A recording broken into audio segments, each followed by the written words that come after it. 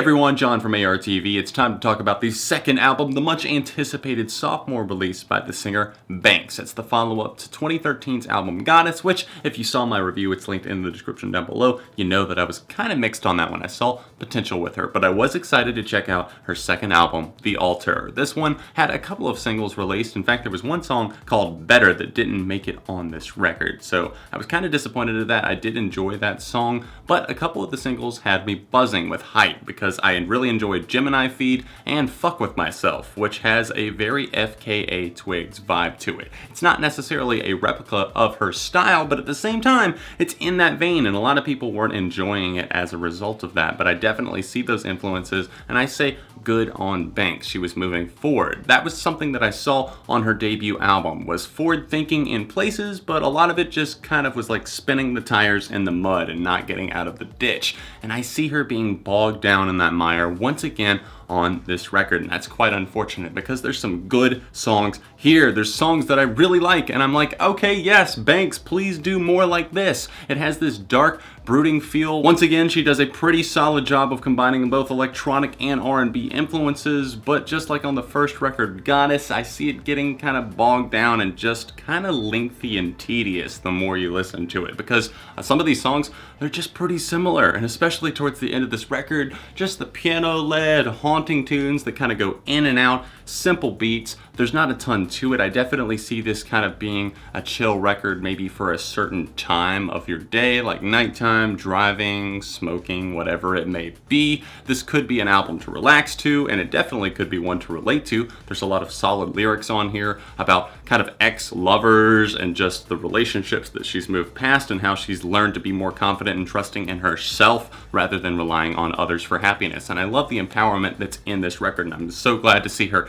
taking steps forward lyrically, but the music just isn't quite matching the confidence of what I'm seeing from Jillian Banks. Now, I don't think that this album is totally plagued with just horrible songs or anything like that. I'd say it's more of a mediocre listen that I'm really having trouble coming back to for repeated listens. There's songs that I've cherry-picked off, like Trainwreck, and the singles that I already mentioned, Gemini Feed, Fuck With Myself. Great tracks right there. Even Lovesick and Mind Games. It opens up on some pretty solid tunes, and I'm enjoying those, but it starts to really just shift, maybe like midway through, especially with tracks like Weaker Girl, which the repetition absolutely kills. Just over and over, dropping the whole motherfucker da-da-da-da-da, and it just, I'm just like, Banks, are we really putting this on the album when we could have had songs like that single you dropped last year? We're really going to put Weaker Girl on. And even with This Is Not About Us, that chorus is just overkill. I keep hearing it over and over in my head in the worst way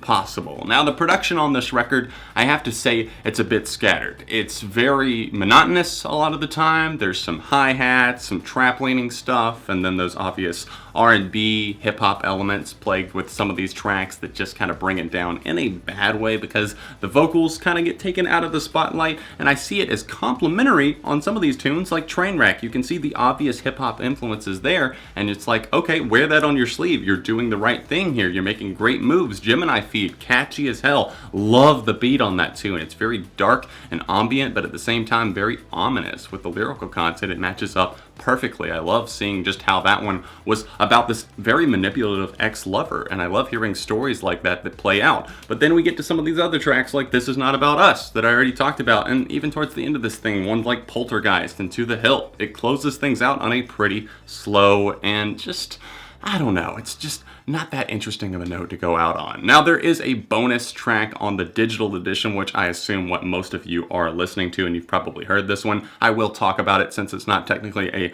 bonus track. It's on Spotify and Apple Music. 27 Hours is the name of the tune. 27 Hours does have kind of a slow pace to it at its start, but it really picks up. I was thinking at first, oh great, we got another slow one to close things out once again. Just three kind of back to back with some movement, but not that much life. I'm waiting for this slow lit fuse to go off, and it it finally does on 27 Hours. I like this one. It's got kind of an intense, make you put your ear to the music kind of feel to it, and I dig it. I will say that I enjoy elements of a few of these songs, like Mind Games. I love the lyrical content on that one, really just calling out an ex-boyfriend that was just fucking with her mind at all times, trying to make her think one thing, and she would kind of do the same thing too, calling out both parties as being guilty and saying that she's over this part of her life. And then Judas, I really do like the instrumental on. That's one where I like the instrumental almost more than the lyrical content, and that's not common on the Altar for me, but it does happen on this track. Mother Earth is one that I'm digging as well. Has to be one of my favorite tunes here. Just kind of talking about where she is in her life. It's slower, some guitars on this track, just kind of stripped down, and I like how she's talking about like the album cover representing like what's going on. She doesn't want to feel like she always has to conceal the freckles on her face, for example. She wants to be able to show